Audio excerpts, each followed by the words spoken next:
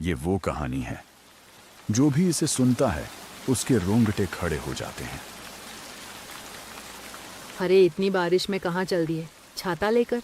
अरे बस रामू की टपरी पर जा रहा हूँ। घर में बैठे बैठे मन अजीब सा हो रहा है। कम से कम आज तो मत जाइए, आज अमावस की रात है। अमावस की रात है? हाँ मुझे मालूम है। तो ये भी याद होगा 30 साल पहले आपके साथ क्या हुआ था। अरे हाँ हाँ सावित्री, मुझे अच्छे से याद है। मैं बस यहीं जा रहा हूँ, गांव के बाहर नहीं जा रहा। नहीं, आज मत जाइए, मेरा जी घबरा रहा है। एक तो अमावस की रात, ऊपर से आपकी तबीयत भी खराब है। अरे सावित्री, तुम भी ना, तुम फिक्र मत करो, 2 घंटे में आ जाऊंगा। ठीक है, जा रहे हैं तो जल्दी आ जाइएगा। अरे सावित्री, तुम भी ना, तुम फिक्र मत करो, 2 घंटे में आ जाऊंगा। रमेश चाचा चाय की टपरी पर जाने के लिए अंदर ही अंदर बेचैन हो रहे थे, लेकिन उनकी पत्नी को बिल्कुल भी पसंद नहीं था कि वह आज की रात कहीं बाहर जाए।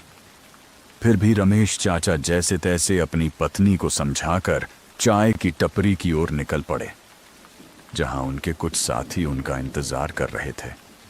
भले ही उम्र में वे उनसे छोटे थे, फिर भी रमेश चाचा उन्हीं के साथ उठना बैठना पसंद करते थे। ये वही है जो चाचा का आने का काफी देर से इंतजार कर रहे हैं। अरे यार, चाचा कहाँ रह गए? उनके बिना तो आजकल अकेले बैठने में मज़ा ही नहीं आता। सही कहा महेश, इस समय तक तो चाचा आ जाते हैं, आज पता नहीं कहाँ रह गए। एक काम करते हैं, उनके घर ही चलते हैं। मैं नहीं जा रहा। पिछली बार याद है ना क्या हुआ था? उनकी बीवी कितना गुस्सा कर रही थी। सही कहा भाई, लगता है आज चाचा के बिना ही बैठना पड़ेगा। दोनों रमेश चाचा का इंतजार कर रहे थे। तभी कुछ देर बाद रमेश चाचा आते हुए दिखाई दिए। वो देख, चाचा आ गए। अरे हाँ, ये तो रमेश चाचा हैं। अरे चाचा, हम दोनों को तो लगा था कि आप आओगे ही नहीं। हाँ चाचा, आपके ही बारे में बात चल रही थी अभी। अरे बारिश की वजह से लेट हो गया। कोई नहीं चाचा, आप बैठिए। आप जैसे ही आते हो अलग ही माहौल बन जाता है। महेश चाचा वहां बैठते हैं और बातों का सिलसिला शुरू हो जाता है। चाय की टपरी पर अचानक माहौल शांत हो गया।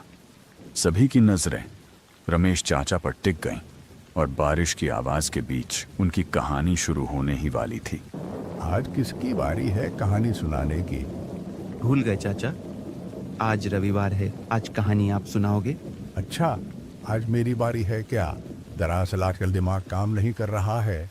कोई नहीं चाचा, सुनाओ सुनाओ, आज तो अलग ही माहौल है। हाँ हाँ, सुनाता हूँ। ये कहानी उस समय की है जब मेरी उम्र करीब 17 साल की थी। उस दौर में मुझे चिकन मटन खाना बहुत पसंद था। मेरी माँ दूसरे कमरे में सो रही थीं और शाम के करीब 6 बज रहे थे। माँ, उठो, मुझे भूख लगी है। माँ की नींद खुलती है। क्या हुआ बेटा? माँ, बहुत तेज भूख लग रही है। अच्छा रुक, कुछ बनाती हूँ खाने को। अरे माँ, आज मेरा मन सब्जी रोटी खाने का नहीं है, आज चिकन बना दो। बेटा आज तो अमावस की रात है, आज के दिन मांस नहीं खाते। आज ही मन कर रहा है खाने का, बना दो ना। अरे बेटा, कल खा लेना, आज रात को बाहर नहीं निकलते मांस लेने।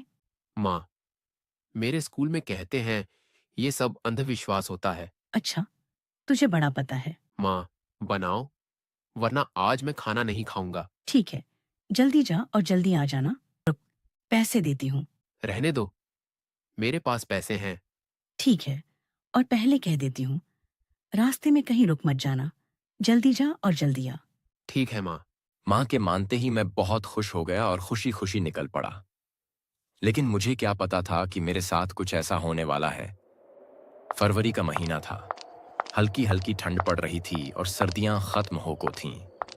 मैं गांव के रास्ते से चलता जा रहा था, ठंडी हवा चल रही थी। तभी रास्ते में मेरे स्कूल का एक साथी दिखाई दिया। उसे देखकर मैं रुक गया। अरे महेश, तू कहाँ जा रहा है शाम को? अरे कुछ नहीं विवेक यार, बस आज चिकन खाने का मन कर गया है, लेने जा रहा हूँ। वाह भाई वाह, अपने भाई को नहीं खिलाएगा क्या? अरे भाई, कैसी बात कर रहा है, घर चल खिलाता हूँ। अरे ना भाई ना, मैं तो मजाक कर रहा था।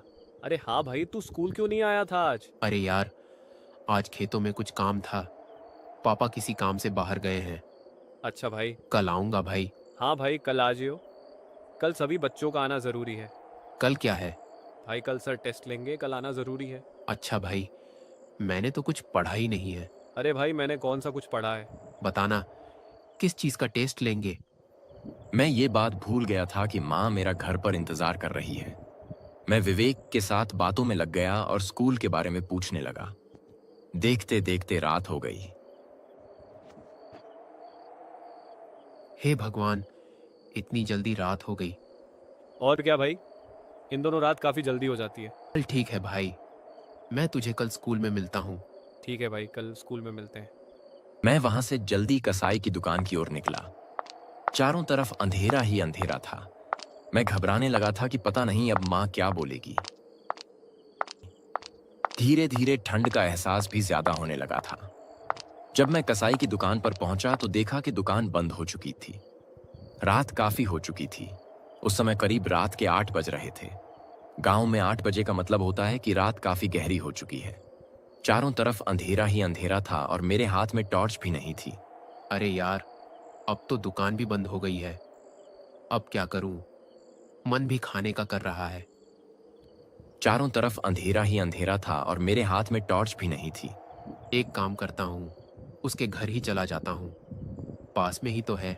मैंने अपने कदम तेज कर दिए, लेकिन गांव के ये अंधेरे रास्ते अचानक और भी डरावने लगने लगे।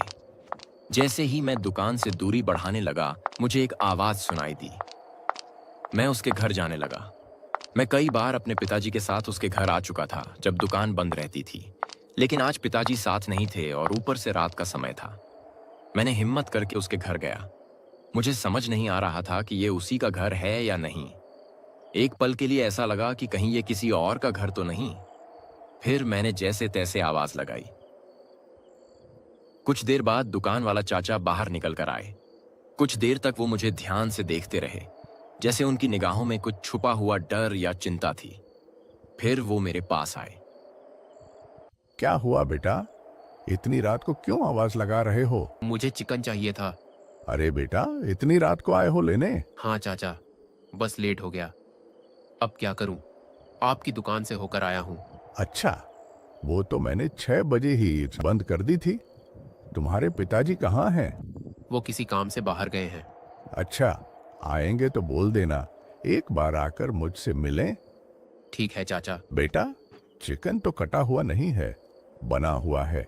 मैं पैक करके लाता हूँ। अरे कोई नहीं चाचा, रहने दो। अरे बेटा, इतनी दूर आए हो, अब लेकर ही चले जाओ। तुम यहीं रुको। ठीक है चाचा। वो अंदर गए और मेरे लिए बना हुआ चिकन पैक करने लगे। वो चाचा मेरे पिताजी के अच्छे दोस्त थे, इसलिए जब भी उनके घर जाता था तो खिला देते या पैक करके दे देते थे।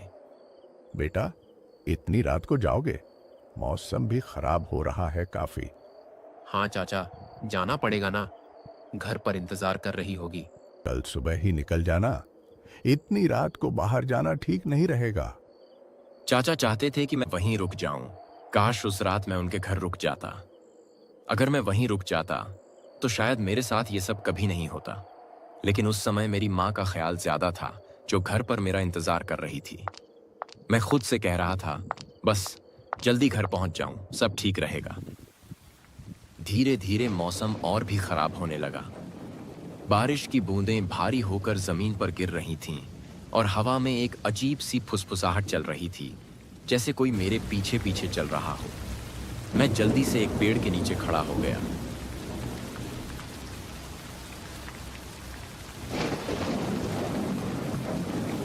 हे राम, अब तो कीचड़ से सारे रास्ते खराब हो गए होंगे। अब घर के लिए दूसरे रास्ते से जाना पड़ेगा। मैं बारिश के रुकने का इंतजार करने लगा। अब मुझे समझ आ गया था कि घर पहुंचने में काफी समय लगने वाला है, क्योंकि बारिश में मेरे घर की तरफ जाने वाला रास्ता कीचड़ से भर जाता है। इसलिए हमें अक्सर दूसरा रास्ता अपनाना पड़ता था, जहां कीचड़ कम होता था। काफी देर इंतजार करने के बाद बारिश रुक गई। तब तक रात काफी हो चुकी थी। मुझे समय का अंदाजा नहीं था और गांव में सब अपने अपने घरों में थे। मेरे अंदर ही अंदर डर का एहसास बढ़ने लगा, मानो कुछ अनहोनी होने वाली हो। मेरा गला सूख गया, सांस तेज हो रही थी। तभी दूर कुएं की तरफ से किसी की कांपती आवाज आई। मुझे बचाओ, मेरी मदद करो, मैं यहाँ फंसा हुआ हूँ। पहले तो मैंने सोचा कि वहां जाना ठीक नहीं होगा, लेकिन फिर लगा कि शायद कोई सच में मुसीबत में है। मैं धीरे धीरे कुएं की तरफ गया। जो नजारा मुझे वहां दिखा उसने मेरे पैरों तले जमीन खिसका दी। बिना सिर का दानव कुएं के अंदर तैर रहा था। मेरी रूह कांप गई। मैं तुरंत वहां से भागा। जितनी तेज दौड़ सकता था दौड़ा। रात के अंधेरे में रास्ता कुछ भी साफ नहीं था, बस मैं भागता ही जा रहा था। भागते भागते मैं जंगल में पहुंच गया। ऐसा लग रहा था कि आज मेरी आखिरी रात है। वो दानव मेरे सामने आ गया। उसका सिर कटा हुआ था और उसकी निगाहें जैसे वो मेरी जान लेने के लिए तैयार हो। मैं तुरंत वहां से भागा। जितनी तेज दौड़ सकता था दौड़ा। रात के अंधेरे में रास्ता कुछ भी साफ नहीं था। वो दानव मेरे सामने आ गया। ये मांस मुझे दे दे, नहीं तो इसकी जगह तुझे चबा जाऊंगा। मैंने डर के मारे अपना टिफिन वहीं गिरा दिया और पूरी ताकत से घर की तरफ भागा। और जब मैं घर पहुंचा तो मैंने अपनी माँ को सारी बात बताई। ये सुनते ही माँ रोने लगी। उस दिन के बाद मैं कभी भी रात में मांस लेने नहीं गया। चाचा, आपकी किस्मत अच्छी थी उस रात।